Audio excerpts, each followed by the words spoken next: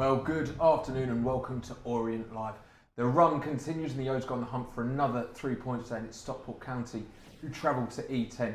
Can we climb even further into the playoffs? We will find out very shortly.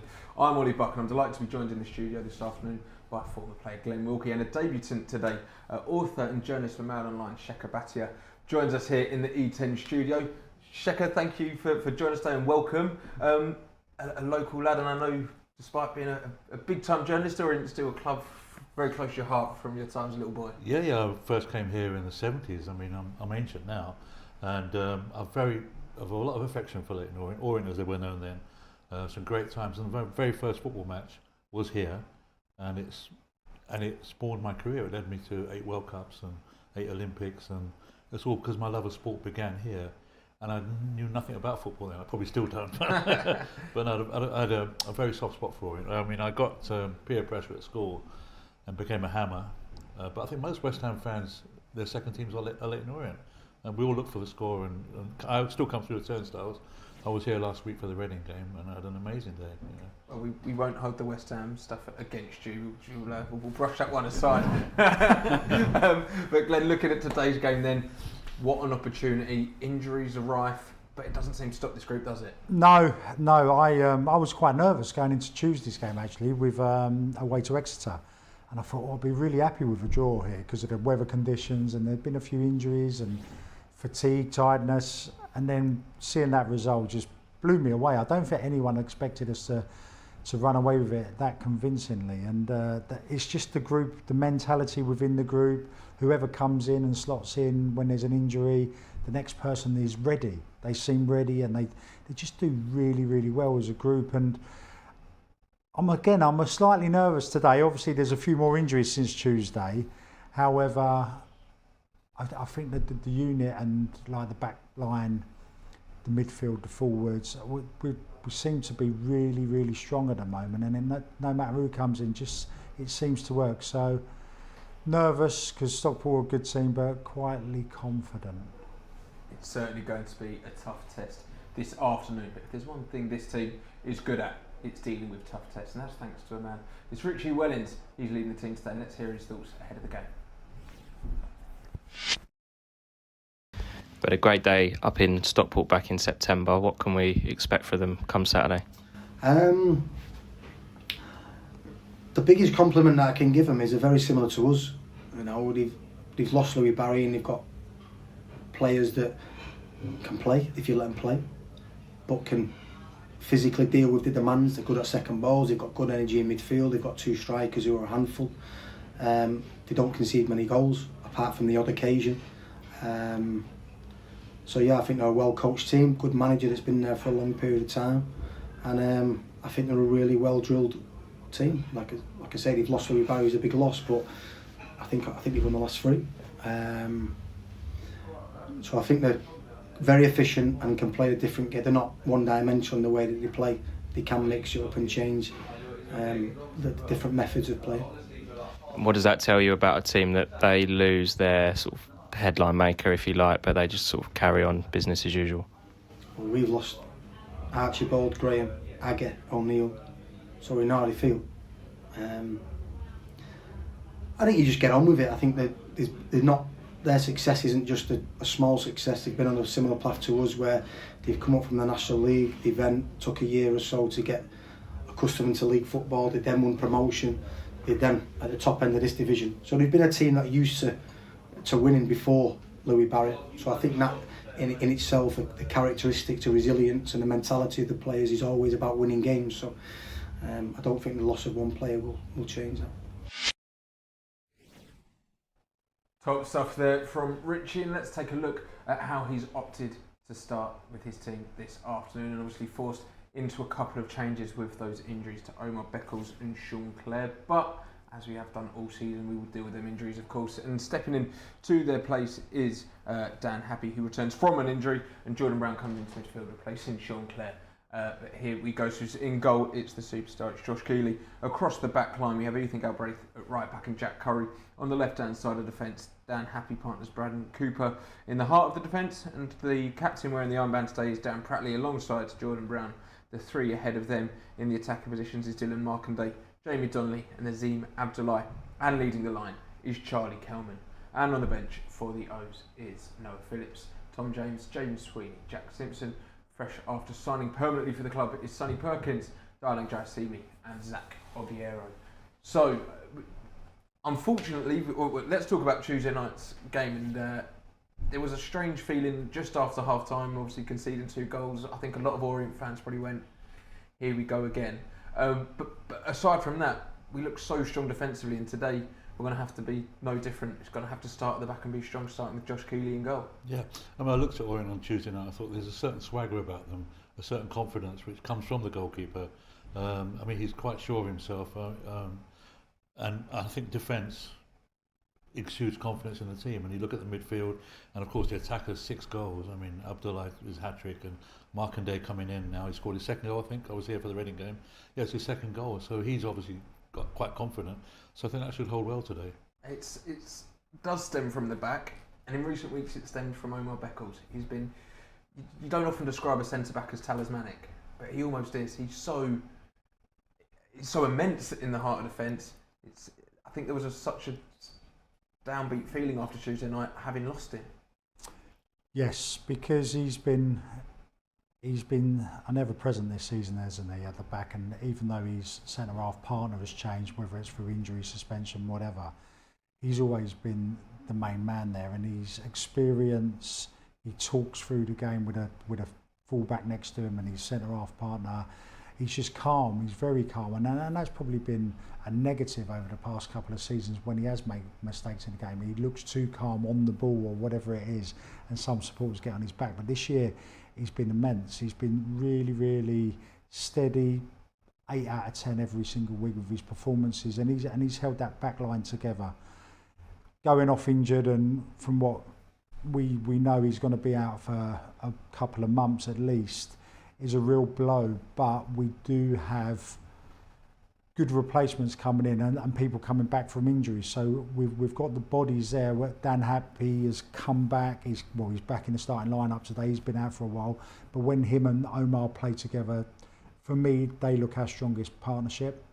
Yes, Dan's come back in after his injury, but we've got Curry there, we've got Cooper there, we've got other people there, you know. So we are strong, and we're going to have to be strong, because Stockport are going to pose a real threat today, and they think nothing more of hitting long balls into the box at angles and really testing our defensive line out. So they're going to have to be strong.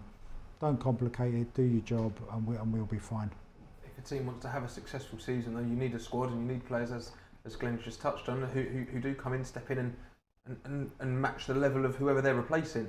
We've done that really well this season, and as Glenn touched on again as well, we're going to have to continue that stakes. It's going to be a tough test for them. I think so. I mean, Stockport also flying, of course. I think they're 1 ahead of Orient, and they'll swap places today. So it's going to be quite a keenly contested battle. And I read what Dave Chandler, the manager of Stockport, was saying today, that he's cautious about Orient because they've had a great run. I think he used the word, they've got a recipe for success, because not conceding goals, scoring lots of goals, playing well in midfield, and the confidence, as I said, is throughout the team. So I think it's going to be a really close battle today.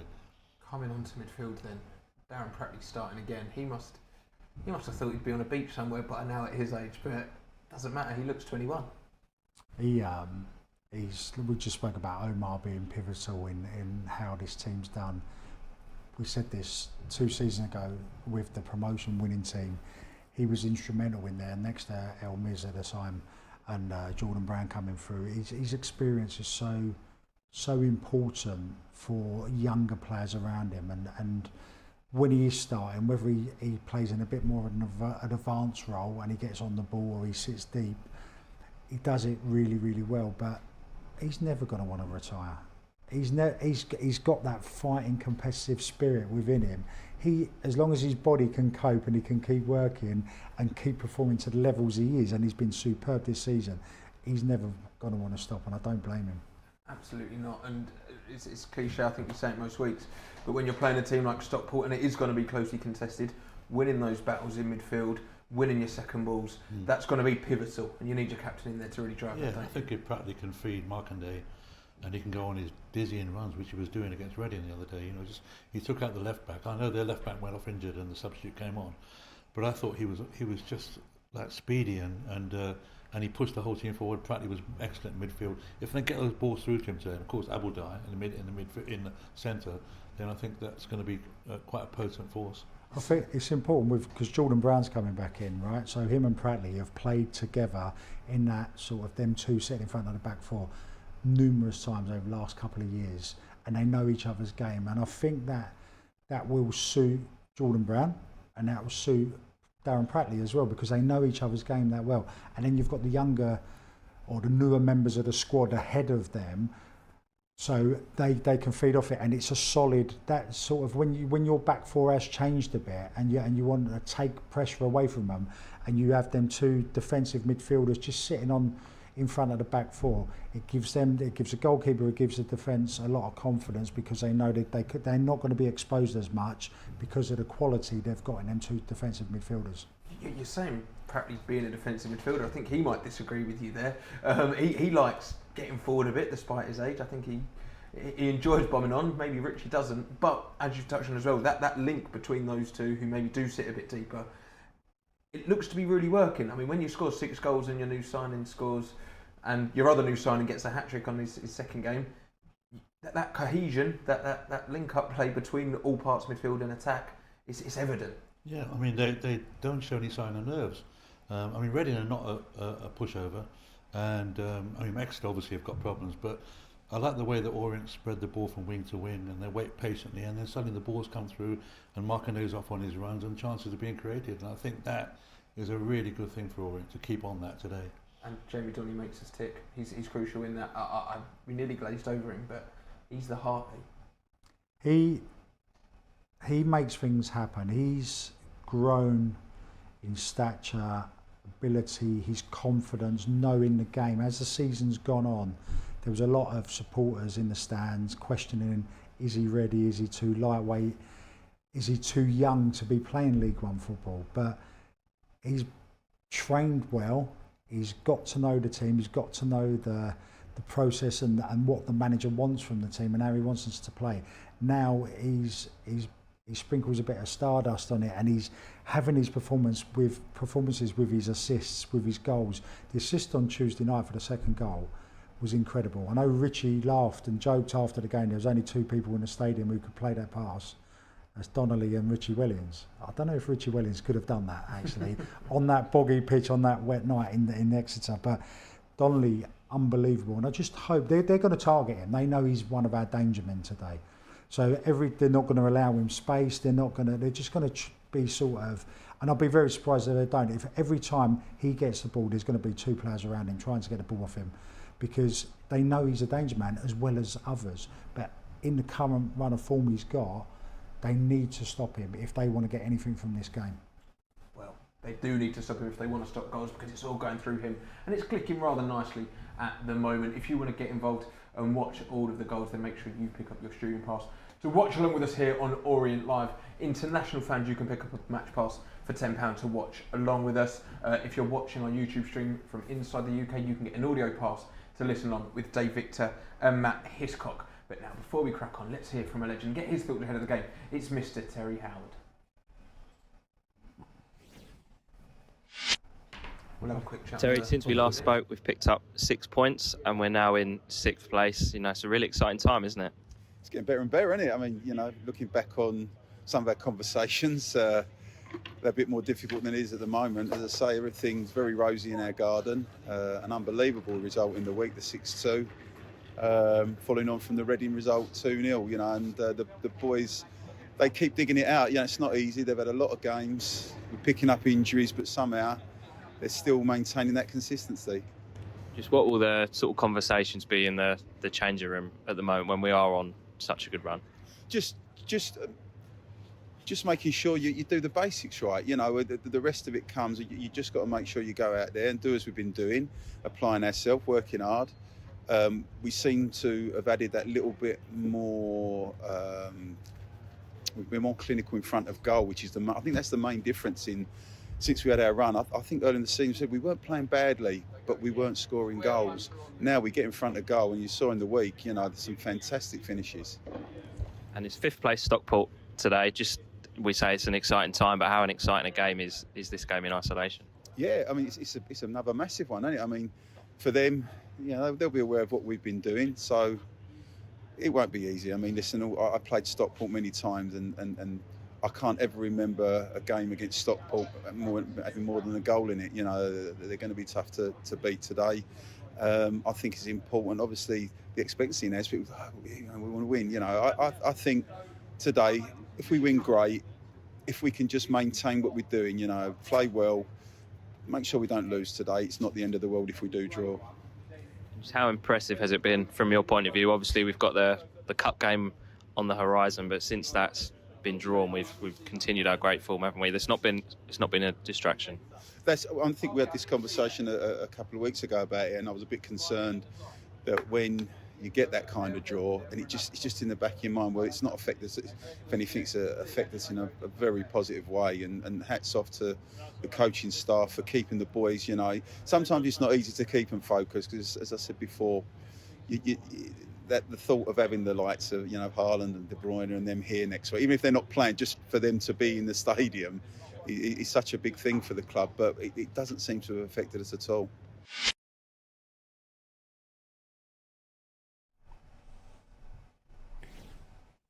Brilliant stuff there from Terry. And now, just a quick reminder that today is the start of a 4-game run of home games here in E10. Obviously, if you're watching from home now, I don't think you're going to be interested in tickets. And I'm afraid next Saturday is unsurprisingly completely sold out against who are we playing? Some team, some anonymous team. Some Manchester team. Yeah, tickets for that one are sold out. However, there are tickets available for the Lincoln and Mansfield games. You can head over to the Orient website to pick up your tickets for those fixtures right now. Get yourself down to E10 and get behind what looks set to be a fairly exciting second half to the season. But you'll have to come down and see for yourself. Just a quick turn away from today's match for just a second, Sheka. And we've got a book here that you wrote, Namaste Giza. Tell us a little bit about this, because I think there's a lot of Orient influence in there, isn't there? Yeah, well, I was approached by a sports publisher. Ian Ridley's my editor, who's an established football writer, and they wanted me to write about my experiences in football. And I think, although they didn't stress it, because I'm a person of colour, and in the 70s there weren't that many people like me around on football terraces. And in fact, going to West Ham was a little bit of a nightmare, because the National Front used to sell their magazine Bulldog outside the ground, and I'd actually have to hide from my own fans sometimes because of the looks I got and the threats and everything. And Leighton Orient gave birth to my love of football and sport, because I used to come in. I used to climb over the wall. I couldn't afford to, as a schoolboy, to pay to get in, and then I used to sell the Orient programme. But one day I was walking through the reception at Leighton Orient, and I saw these geezers, if you like, guys. The book's called Namaste Giza, and they were talking to the manager, Jimmy Bloomfield. I recognised Bloomfield because I'd obviously seen him around on TV and that. I didn't know who these guys were, and they in fact turned out to be journalists. And I thought, they're talking to the manager. They're getting paid to write about football. They're getting free tickets, and they're talking to all the players. And I thought, I want to do that. So as I walked home that night from Leighton Orient through Coronation Gardens and home to my home near Leighton Tube Station, my then home, I realised my career had set, and fortunately I was able to do it. So my love for Orient grows every time I go on a great World Cup or an Olympics, or I've done the Winter Olympics and all sorts of tennis in Melbourne and New York Open. And it's all down to sport. My love for sport beginning here in this very ground. There is a chapter called The Mysterious Orient in there. Did you once get kicked out? I have read it. Yeah. I think hopefully none of the stewards are watching or remember. I did, and I also probably owe Orient a few quid for not having paid for my tickets over the years. I was. My mother and father had given me a giant orange, and Orient were playing Leicester City. And funny enough, I think Jimmy Bloomfield might have been their manager, and I'm not sure. I know he did manage them. This Orient were losing, and I was particularly cheesed off. I was behind the goal, and I for some reason, I just unpeeled and started throwing the orange peel onto the ground. I was probably about 10 or 11 years old, and I'm not a violent person. I'm not a hooligan. I've never been in any trouble. But the police picked me up by the ear, and the goalkeeper turned out to be Peter Shilton, who was then unknown. But he was trying to work out, where's this coming from? The crowd were looking at me, and I was totally ashamed. And as I was being escorted out of the ground, the referee blew the final whistle. And so the copper went to cuff me and missed me. He went, "You would do that again, you'll be in more trouble." I think he was laughing when he said it, but it's luckily it didn't set my seal in, it might set my life in football hooliganism.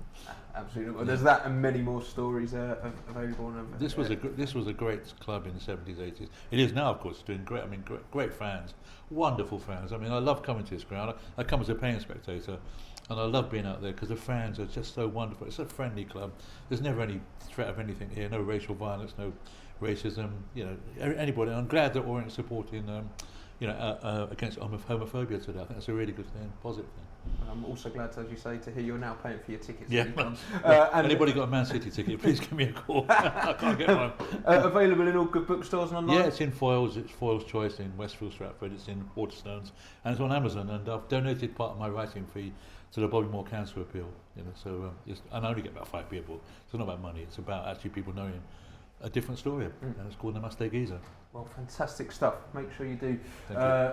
Get either down to your local bookshop, down to Foyles or Waterstones, to pick up that book now. So let's turn our attention back to the football now. Just under 10 minutes going till kick-off. So let's take a look at Dave Challoner's Stockport County and see how they shape up to face the in-form Leighton Orient. Starting in goal for them is their number one. It's Ben Hinchcliffe. It's a back three for them with Ethan Pye, Callum Connolly and Kyle Noyle. Across the midfield is Ibu Toure, Macaulay Southern and the captain Lewis Bate. In midfield as well we have Will Collar, and then the two strikers are Isaac Oluwafe and Kyle Wooten. On the bench for them is Corey Adai, Micah Hamilton, Ryan Rydell, Odin Bailey, Jack Diamond, Shay Gardner and Benoit Brecky Andresen. A very interesting kit they've got there, a very, very fruity number. A place above us, we obviously played Reading last Saturday, leapfrog them. It's another fantastic opportunity today. It is, yeah. Get a win today. We've still got a game in hand on Stockport as well. It could be massive this if we do get the 3 points today. But they are a good side. They started the season really well. We had a fantastic result up there when we beat them away 4-1. They tailed off a bit, but they've gone 3 unbeaten, I believe. They've won their last 3 games in the league, and they've changed their tactics. How they started the season with playing the ball and trying to play out from the back and keep the ball going.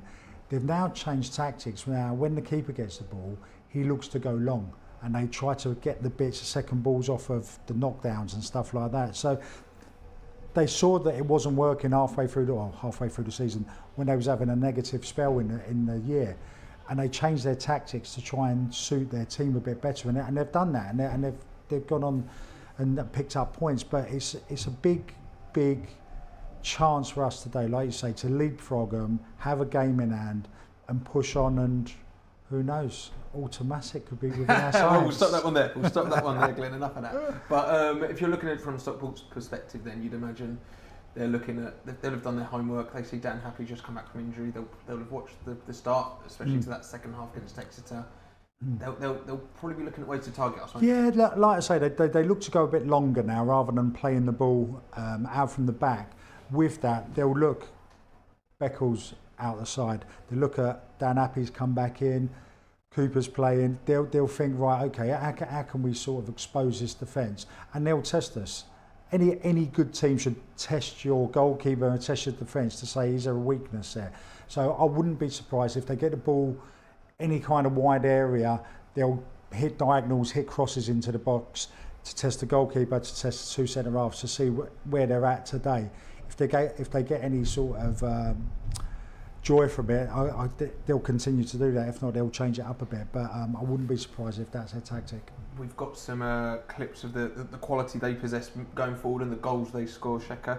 And they lost Louis Barry to Championship side Hull. But they, as we'll see here, they've clearly got a lot of quality, and they score lots of goals, and they're a team that you can't take lightly, aren't they? Yeah, no, I think. Well, I know Orient will have done their homework. I mean, set pieces here, and you know, I think the defenders, the centre defenders, will have to be on their best today.